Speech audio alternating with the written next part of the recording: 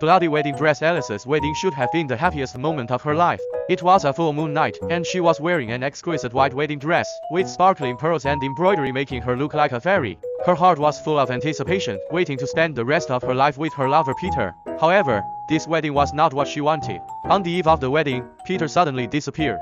She searched the entire village desperately, but found no trace of him in every corner. The uneasiness and anxiety in her heart became more and more intense until she heard the terrible news that Peter was found dead in the ancient forest outside the village. Alice couldn't believe her ears. She put on her wedding dress and set out on the road to the forest alone with a broken heart. As she walked into the gloomy woods, the air became cold and heavy, and every step seemed like walking into the abyss.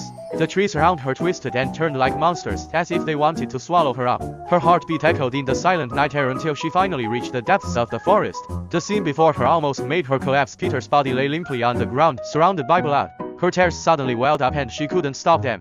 She knelt beside Peter and reached out her hand to touch his cold face. "Peter, what's wrong with you?" she whispered helplessly with a trembling voice. Peter's eyes were hollow and lifeless. There was an obvious cut on his neck, and blood was still flowing slowly, seeping into her white wedding dress. Her world collapsed in an instant, and pain tore through her soul. She desperately held Peter's hand, trying to wake him up, but no matter how she called, he could no longer respond. Suddenly, a low laugh was heard from a distance. The laughter was cold and eerie, as if it came from hell. Alice turned her head sharply and saw a dark shadow moving among the trees, getting closer and closer. Her body was stiff, her heartbeat was accelerated, and the whole forest seemed to have become her prison.